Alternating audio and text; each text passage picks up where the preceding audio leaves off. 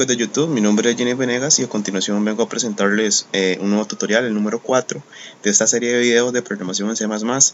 En este video tutorial pues lo que quiero mostrarles son los distintos tipos de datos que tenemos en lo que es este lenguaje de programación tan potente. Vamos a abrir pues nuestro CodeBlocks y vamos a crear un proyecto el cual va a tener el nombre de tipos de datos. Console Application, programa en C++ y vamos a ponerle tipos de datos. Bueno, en lo que es el lenguaje de programación en C++ tenemos tipos de datos primitivos y también tenemos los tipos de datos derivados. Realmente los primitivos son los que están definidos dentro del lenguaje de programación, que en este caso es C++, y los derivados pues son los que se forman a partir de los primitivos. Realmente en este tutorial vamos a mostrar los primitivos. Dentro de los primitivos tenemos tipos de datos como el short, el int, el long, el char, el float, el double, el boolean y los string. Entonces vamos a irle explicando un poco sobre cada uno de ellos. Tenemos el tipo de dato short, también denominado pues entero corto, y lo denominamos de la siguiente manera: short. Vamos a ponerle a la variable el nombre de a y vamos a asignarle un valor. Vamos a asignarle el valor de, por ejemplo, 150.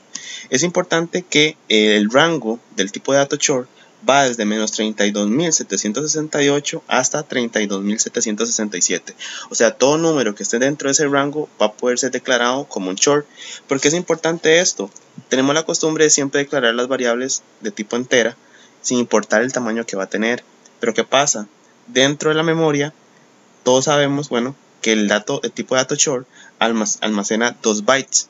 En cambio, el tipo de dato entero almacena 4. Entonces estamos haciendo realmente tal vez un desperdicio de memoria cuando utilizamos un tipo de dato entero, cuando realmente podríamos hacer un short. Pero en lo personal también considero de que tengo la costumbre de siempre utilizar las variables enteras. Bueno, ese es el primer tipo de dato, que lo declaramos como short. El segundo, pues vamos a declararlo con el nombre de b, que es un tipo de dato entero. El tipo de dato entero pues tiene un rango mucho mayor. No lo voy a decir, pero es un número bastante grande. Y pues podemos asignarle pues, por ejemplo, el valor de 150.000. El tercer tipo de dato pues que vamos a utilizar es el long, al cual vamos a ponerle la variable c.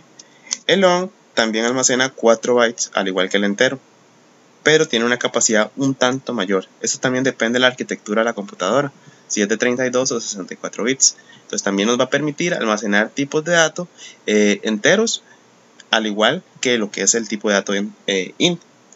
Está el nuevo tipo de dato, bueno, al long vamos a ponerle esto. Recuerden que los enteros pueden ser tanto positivos como negativos, ¿verdad? El otro dato que quiero mostrarles es el tipo char. El tipo char lo que realmente almacena es un carácter, y este tiene que ser declarado de la siguiente manera: char, el nombre de la variable, que en este caso es d, y tenemos que ponerle entre comillas simples el carácter que queremos almacenar. Ese carácter puede ser una letra, puede ser un número, puede ser un asterisco.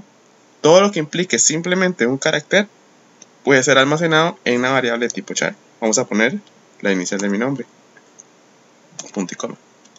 Otro tipo de dato es el denominado float. A este caso voy a ponerle la variable e para seguir en orden.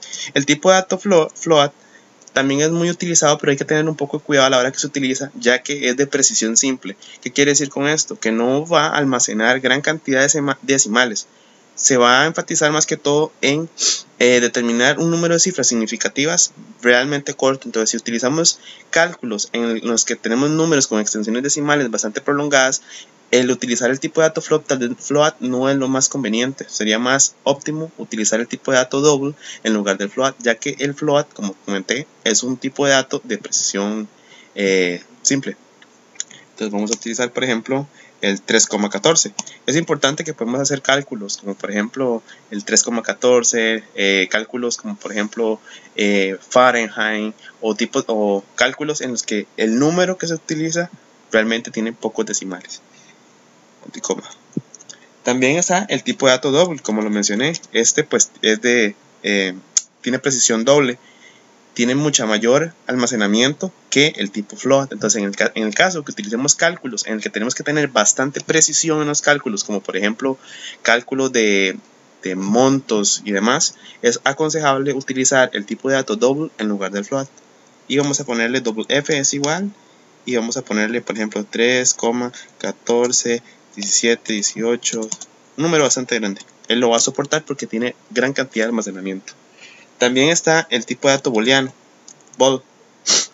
El tipo de dato bool, bueno, vamos a ponerle el nombre de g a la variable.